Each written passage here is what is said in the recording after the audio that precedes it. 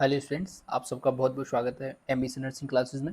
देखिए, जिससे कि आपको पता है कि इस चैनल के ऊपर अपन एमसीक्यू सीरीज चला रहे हैं और साथ ही साथ अपन थ्योरी की क्लासेस भी ला रहे हैं। ठीक है, तो किसी आप एग्जाम में नर्सिंग के रिलेटेड किसी भी एग्जाम की आप प्रिपरेशन कर रहे हैं, उसके लिए ये सारी चीज़ें आपके लिए हेल्पफुल रहेंगी। हमने जो है सिस्टम कर रखा है स्टार्ट। ठीक है, और उसमें अपन बात करेंगे कौन से यूरिनरी सिस्टम के बारे में। इससे पहले हमने एंडोक्राइन सिस्टम को कंप्लीट कर लिया था। उसके बाद हमने जो यूरिनरी सिस्टम है उसको अपन क्या कर रहे हैं, स्टार्ट कर रहे हैं। ठीक है, तो आज का जो वीडियो रहेगा वो यूरिनरी सिस्टम के ऊपर रहेगा। ऐसे ही अपन आगे बढ़ते हुए चलेंगे। चलिए, सबसे पहले अपन बात करते हैं। पहला पॉइंट हमारे सामने आ रहा है, nephrology is the scientific study of kidney. दो चीज़ हमारे सामने आ रही है, एक होती है नेफ्रोलॉजी और दूसरी होती है कौन सी, यूरोलॉजी। दोनों में अंतर है। नेफ्रोलॉजी का मतलब होता है कि जब अपन किडनी प्रॉपर यूरिनरी सिस्टम के एक ऑर्गन यानी कि किडनी की अपन साइंटिफिक स्टडी करते हैं, तो वो साइंस की जिस ब्रांच के अंदर की जाती है उसे क्या कहा जाता है, नेफ्रोलॉजी कहा जाता है।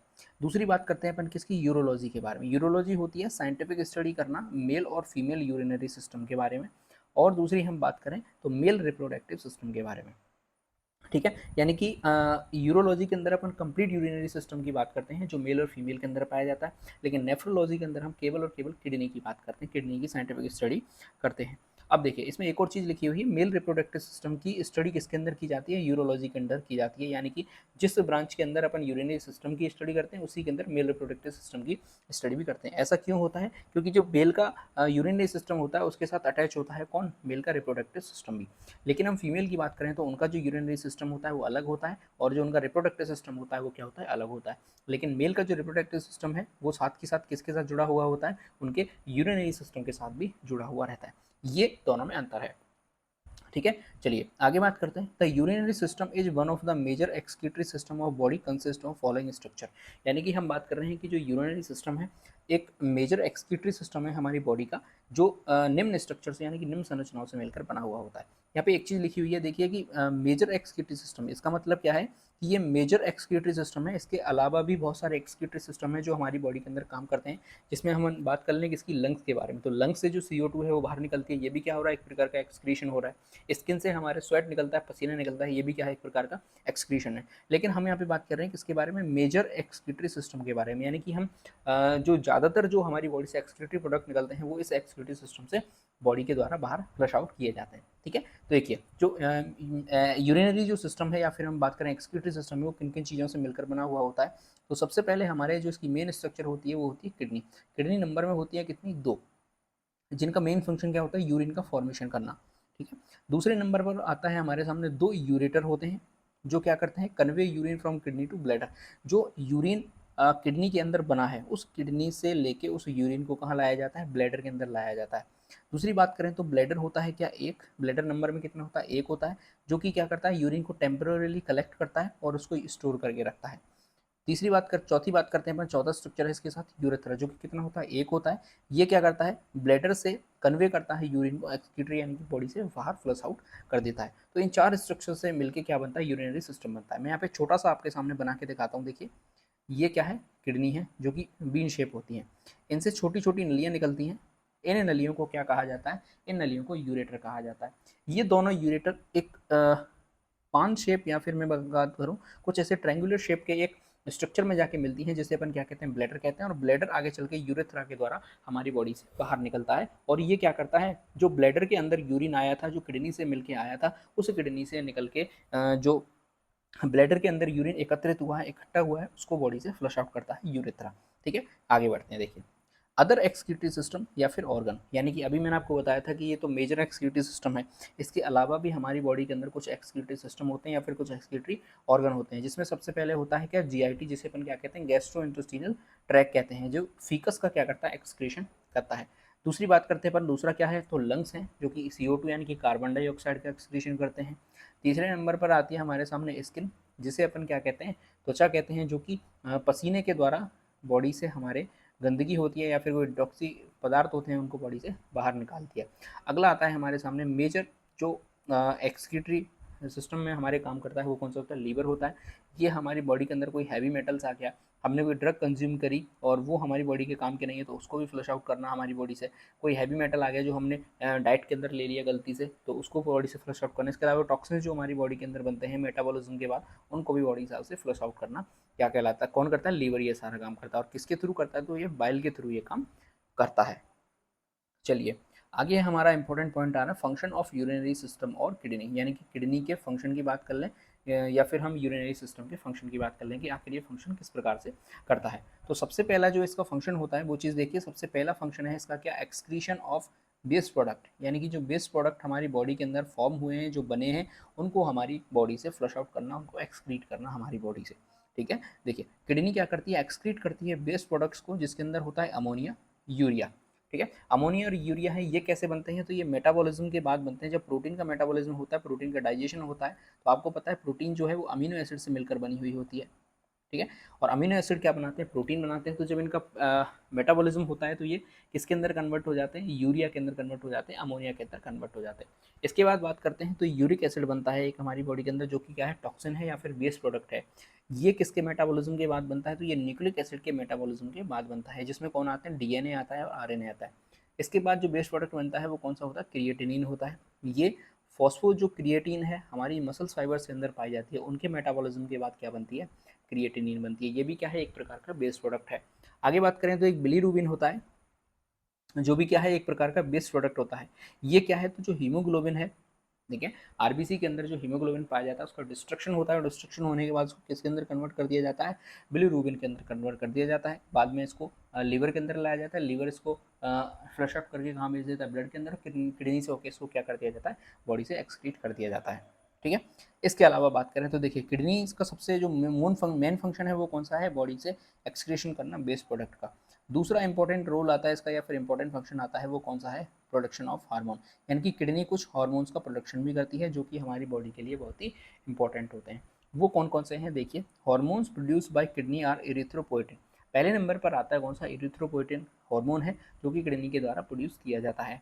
और सिक्रेट कहाँ से होता है, तो किडनी की जो रीनल ट्यूबुलर सेल्स होती हैं उनके द्वारा इसको सिक्रेट किया जाता है।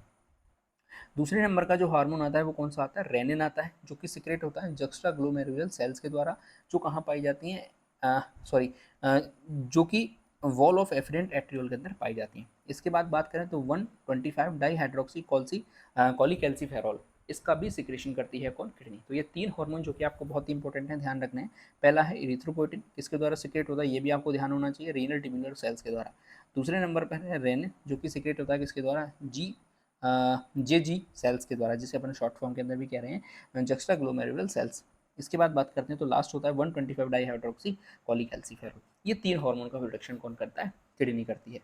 आगे बात करें तो ये इसके फंक्शन, अगला जो फंक्शन है वो कौन सा, रेगुलेशन ऑफ ब्लड पीएच, यानी कि हमारी जो ब्लड है उसका पीएच रेगुलेट रहे, एक पर्टिकुलर रेंज के अंदर ब्लड की पीएच रहनी चाहिए। इसको रेगुलेट करने का काम कौन करता है, तो वो भी किडनी करती है। किस प्रकार से करती है, देखिए blood pH regulated by excretion of proton, जिसे अपन H+ कहते हैं, इनटू यूरिन, रिटेंशन और सिंथेसिस ऑफ कार्बोनेट, जिसे अपन HCO3- कहते हैं फ्रॉम रीनल ट्यूबल्स। यानी किस तरीके से करती है कि मान के चलिए यदि पीएच इंक्रीज करनी है, तो पीएच इंक्रीज करने के लिए कैसे करेगी, तो यूरिन के अंदर H+ को डाल दिया जाएगा, जिससे पीएच उसकी बढ़ जाएगी।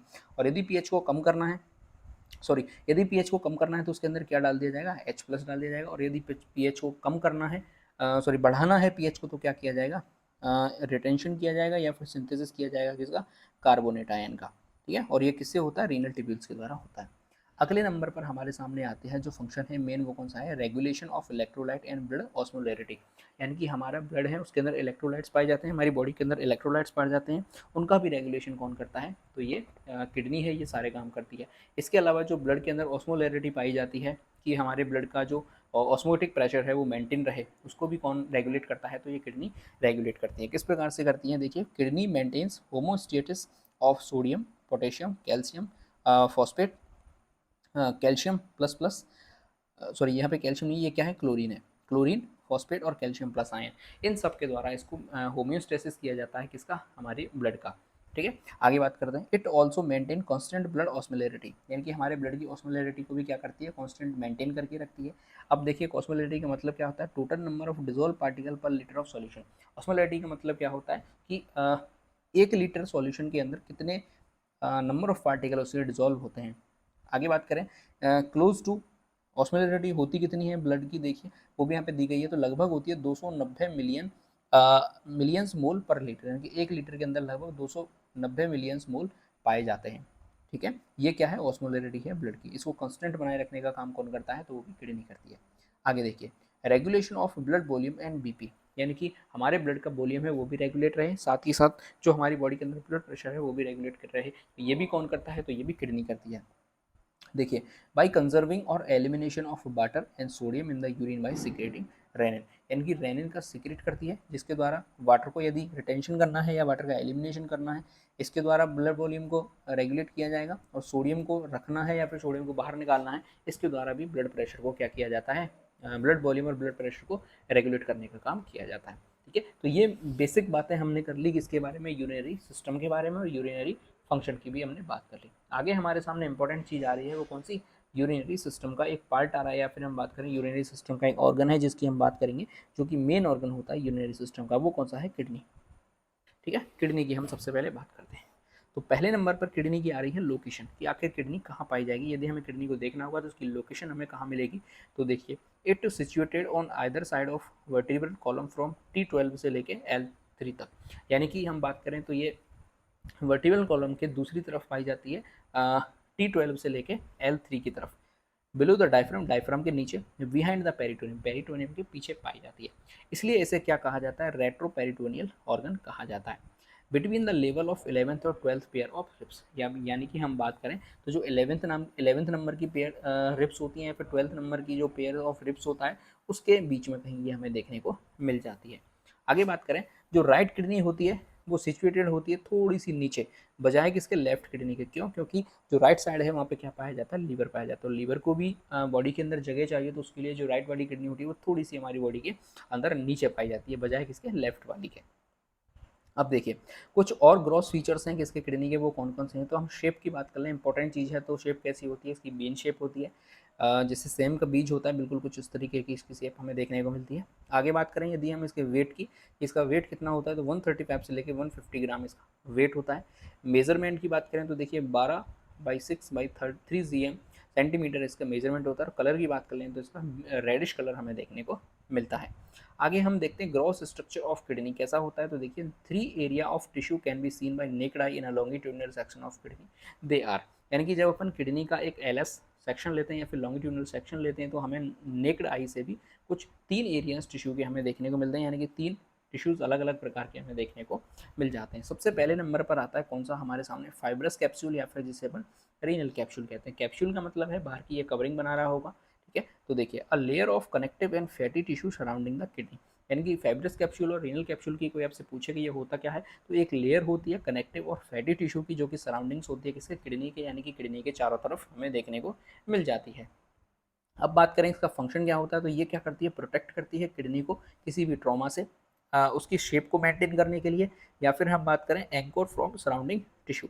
ठीक है, अगले नंबर पर आते हैं, तो दूसरे नंबर का एरिया होता है जो कि टिश्यू से मिलकर बना है, वो कौन सा है, रीनल कॉर्टेक्स होता है।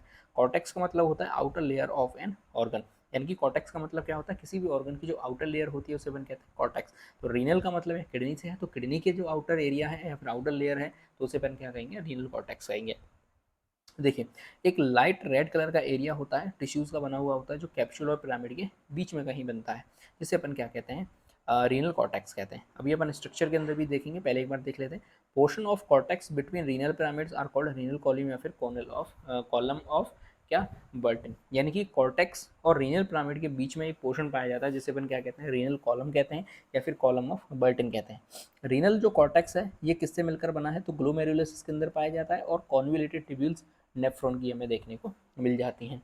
ठीक है, कॉन्वुलेटेड ट्यूब्यूल्स दो प्रकार की होती हैं, अभी हम आके देखेंगे। एक होती है डीसीटी, जिसे अपन डिस्टल कॉन्वुलेटेड ट्यूब्यूल कहते हैं, एक होती है पीसीटी, जिसे अपन प्रॉक्सिमल कॉन्वुलेटेड ट्यूब्यूल्स कहते हैं। अगला जो तीसरे नंबर का टिश्यू है वो कौन सा है, मेड्यूला होता है। मेड्यूला का मतलब होता है मैरो या फिर पिथ, यानी कि बीच के अंदर कहीं पाया जाएगा।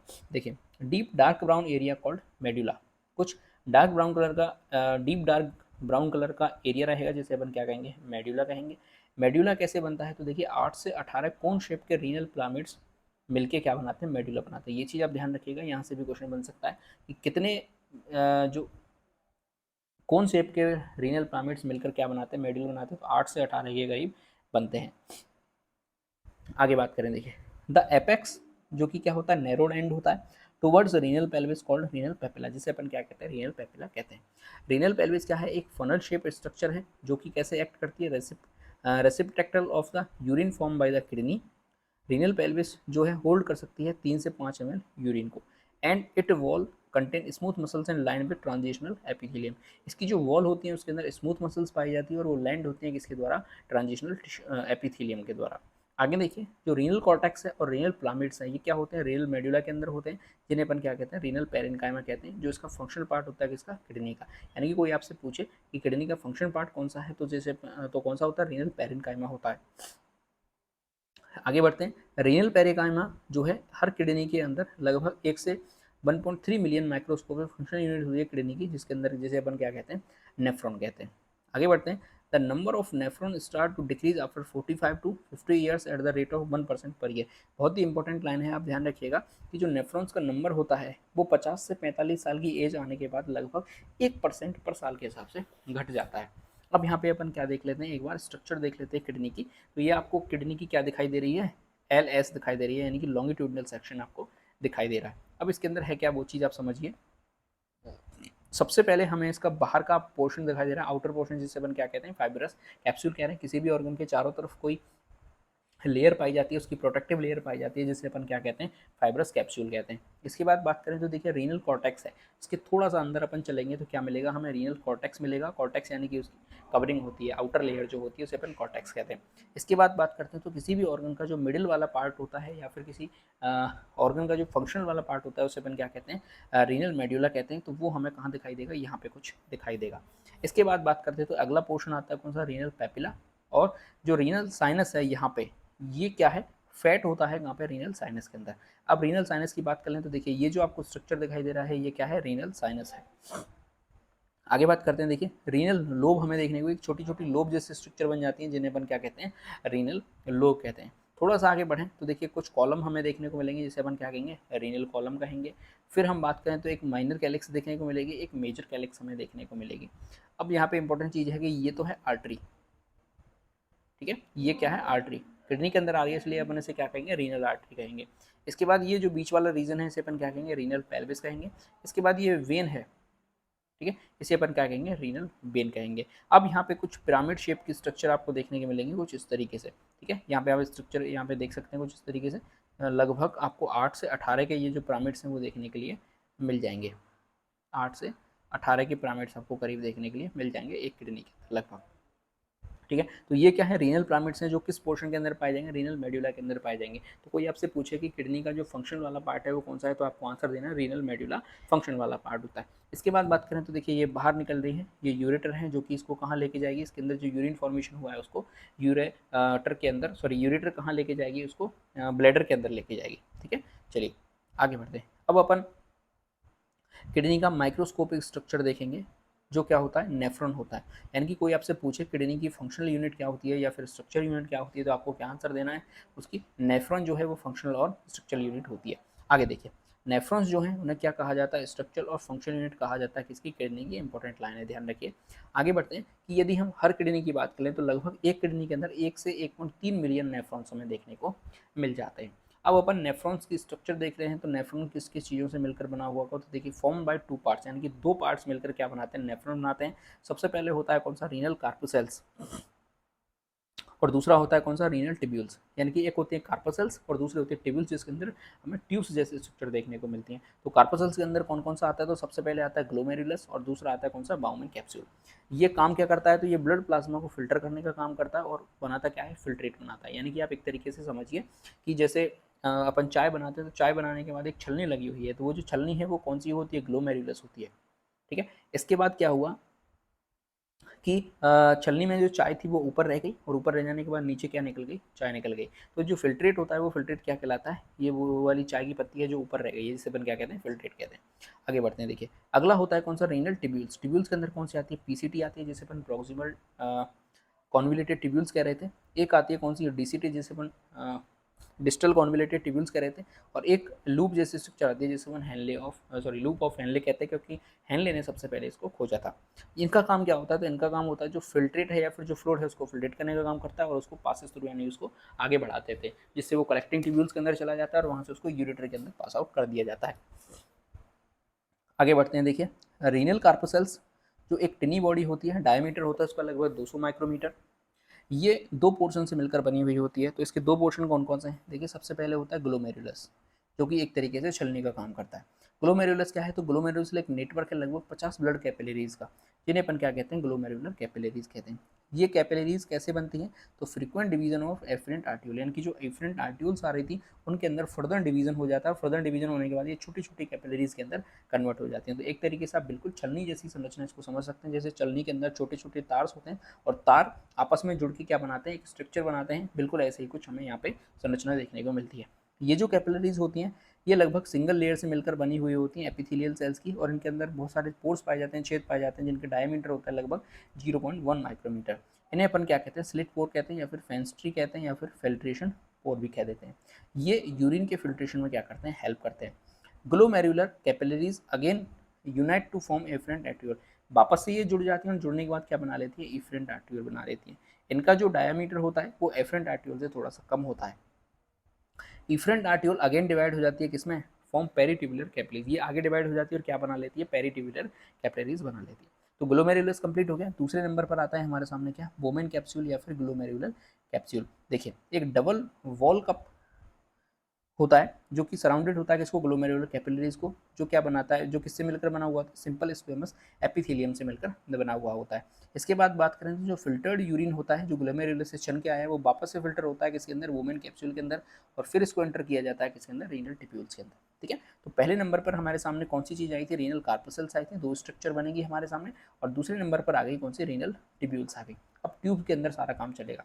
तो देखिए, रीनल टिब्यूल्स की हम टोटल लेंथ की बात करें तो लगभग 3 से 6 सेंटीमीटर होती है, और रीनल टिब्यूल्स 3 पार्ट से मिलकर बनी हुई होती हैं। सबसे पहले होती है पीसीटी, दूसरे नंबर पर होती है लूप ऑफ हेनले या फिर मेडुलरी लूप, और तीसरे नंबर पर कौन सी होती है? डीसीटी होती है। ये यहाँ पे आपको स्ट्रक्चर दिखाई दे रही है किसकी? नेफ्रॉन की। पहले अपन थ्योरी पढ़ लेते हैं, फिर आपको स्ट्रक्चर में भी मैं समझा दूंगा। देखिए, जो पीसीटी होती हैं ये टाइटली कॉइल्ड होती हैं, और ट्यूब्यूल्स का जो टाइटली कॉल्ड पोर्शन है उसे अपन पीसीटी कहते हैं। वुमेन कैप्सूल के बाद ये वाला चीज़ आती है, यानी कि यहाँ पे यदि वुमेन कैप्सूल खत्म हो गया है और ये ग्लोमेरुलस है, तो इसके बाद ये आपको जो टाइटली कॉइल्ड है यानी कि बहुत ज़्यादा घनी हुई घनी संरचना आपको दिखाई दे रही होगी, इसे अपन क्या कहते हैं? पीसीटी कहते हैं। ठीक है, देखिए लेंथ की बात करें तो इनकी लेंथ होती है लगभग 14 mm, और डायमीटर की बात करें तो लगभग 55 माइक्रोन इनका क्या पाया जाता है? डायमीटर पाया जाता है। आगे बात करते हैं। वॉल जो है उनकी single layer cuboidal epithelial cells की सिंगल लेयर से मिलकर बनी हुई होती है। इन्हें अपन बुश वाटर सेल्स भी कहते हैं, जैसे कि हेयर लाइक प्रोजेक्शन हमें देखने को मिल जाते हैं। और ये क्या करते हैं? तो ये हेयर लाइक प्रोजेक्शन क्या करते हैं? उनका जो सरफेस एरिया है उसको इंक्रीज करने का काम करते हैं, जिससे रीऑब्जर्वेशन जो है ज़्यादा से ज़्यादा मात्रा में हो सके। दूसरे नंबर पर आता ही है जो ट्यूब्यूल्स आती है हमारे सामने, में कौन सी है? लूप ऑफ हेनले है, या फिर अपन इसे मेडुलरी लूप भी कहते हैं। तो यहाँ पे आके पीसीटी खत्म हो गई। इसके बाद आप देखेंगे तो ये बिल्कुल एक लूप जैसी संरचना बन जाएगी। यहाँ तक देखिए, यहाँ तक एक लूप जैसी संरचना बन गई। इस लूप को ही क्या कहा जाता है? हेनले का लूप कहा जाता है। ठीक है, इसे क्या कहा जाता है? हेनले का लूप कहा जाता है। ये क्या करता है? पीसीटी को डीसीटी से कनेक्ट करता है। अभी अपन आके देखेंगे, यहाँ पे जाके हेनले का लूप खत्म हो गया और यहाँ से जो है वो डीसीटी स्टार्ट हो गई। ये क्या है? यहाँ तक क्या चल रही है? डीसीटी चल रही है। ठीक है, और ये क्या थी? ये पीसीटी थी, और ये क्या है? ये हेनले का लूप है। चलिए, इसकी लेंथ की बात करें तो लगभग 30 mm इसकी लेंथ होती है। जो हेनले का लूप है वो single layer of cuboidal epithelium cell से मिलकर बना हुआ होगा। आगे बात करें, ये नेफ्रॉन डिप्स का पार्ट होता है जो कि रीनल मेडुला के अंदर पाया जाता है। ये भी आगे तीन पार्ट्स के अंदर डिवाइड रहता है। जैसे सबसे पहले आती है इसकी जो थिक डिसेंडिंग लूप है, जिसे अपन हेनले लूप कहते हैं। दूसरा होता है थिन एयरपिन बैंड होता है, और thick ascending loop of Henley होता है। यानी कि आप एक चीज़ देखिए, ये जो पोर्शन होता है यहाँ से यहाँ तक, ये थोड़ा सा कैसा होता है? थिक होता है। ठीक है, फिर ये जो पिन जैसी संरचना बन रही है, हेयर पिन जैसी, ये क्या हो जाती है? थिन हो जाती है, और फिर वापस से ये कैसा हो जाता है? थिक हो जाता है। ठीक है, तो देखिए डिसेंडिंग जो है वो कैसी है? थिक है। इसके बाद हेयर पिन बैंड है वो कैसा है? थिन है। और वापस से जो असेंडिंग है वो कैसी है? थिक हो गई है।